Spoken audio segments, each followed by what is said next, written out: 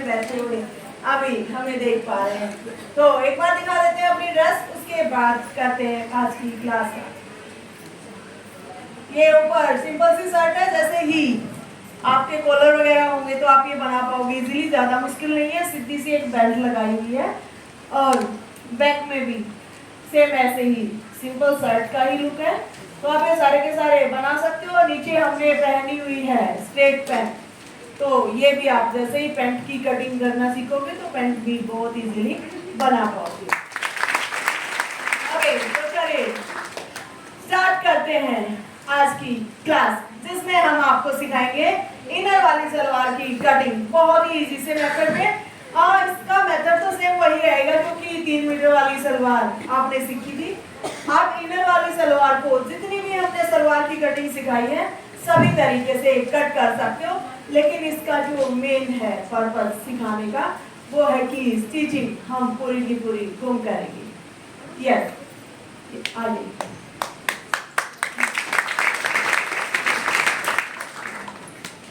क्या कहना चाह रहे थे? क्या कह रहे हो?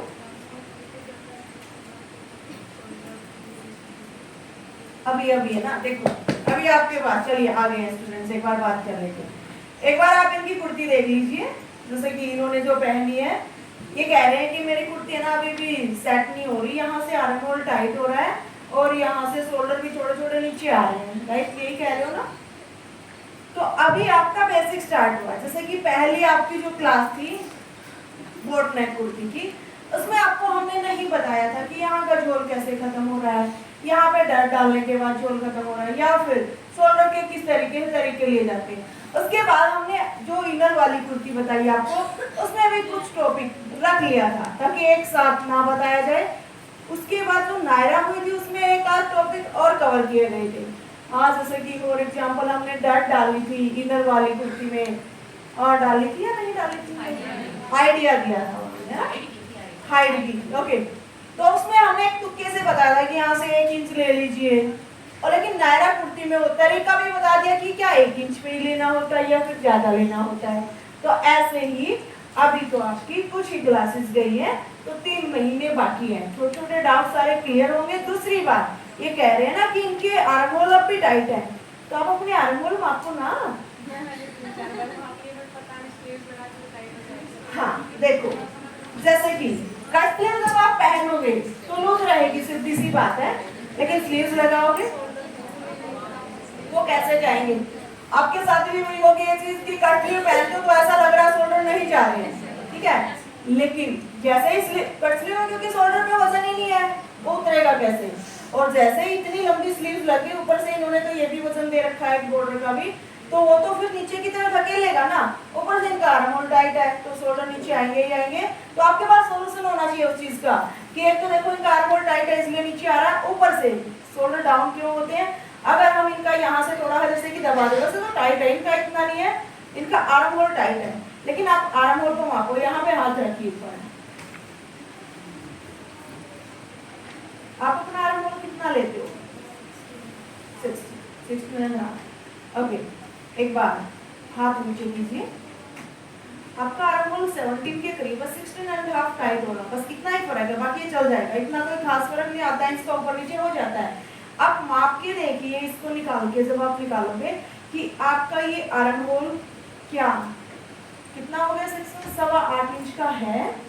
अगर है तो सही है, नहीं है तो आपने खुद ने टाइट कर रखा है, समझ पा रहे हो? तो हमें एक बार चेक भी तो करना पड़ेगा ना।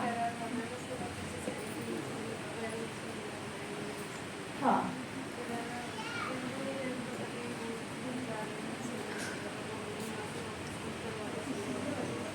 यहाँ से वापस कट करके अभी आपका ये जो टाइट है यहाँ पे, यहाँ तो मुझे नहीं लग रहा थी इनका, जब मैं दबा रही थी ना तब भी मैंने छोड़ दिया कि यहाँ से दब नहीं रहा इनका। लेकिन जब आपको यूँ लग रहा है ना कि जैसे कि वो आर्म होल में आपने देखा कि थोड़ा ज्यादा ही टाइट है, तो आर्म होल को थोड़ा लूज कर लो। आपके पास सोल्यूशन होना चाहिए कि आपको लगा कि भाई बहुत ही ज्यादा छोटा सा आर्म होल हो गया, यानी कि पीछे से उड़ाने के बाद भी, एक वो होता है ना कि उड़ाने के बाद बहुत ही छोटा हो गया, तो आप पीछे, हमने क्या कहा, पीछे पीछे वाले को आप ये मत देखिए छोटा हो रहा, अब पूरे को ये हल्का सा नीचे से, दोनों पीस को ही नीचे से वो सेट कर दी, फिर पीछे वाला चाहे छोटा रही जाए कोई दिक्कत नहीं।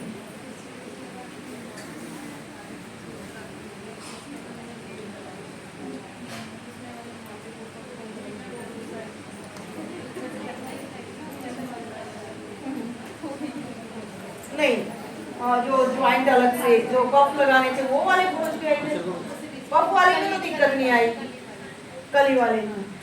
तो एक बात और समझना आप, बाकी इनके डाउट जो है वो शायद आपके भी हो सकते हैं, कि जैसे ही हम टाइट स्लीव्स यहाँ पे लगाते हैं, पीछे वाला आर्म होल हमारा जब कट करने के कारण छोटा हो गया, तो उस टाइम वो ज्वाइंट वाली दिक्कत आ जाती है कि सेंटर वाला ज्वाइंट भी फिर पीछे जाता है क्योंकि पीछे वाला पार्ट छोटा हो गया।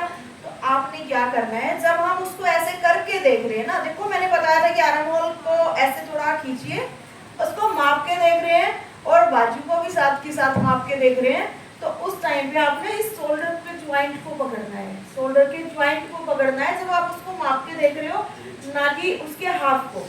समझना मेरी बात।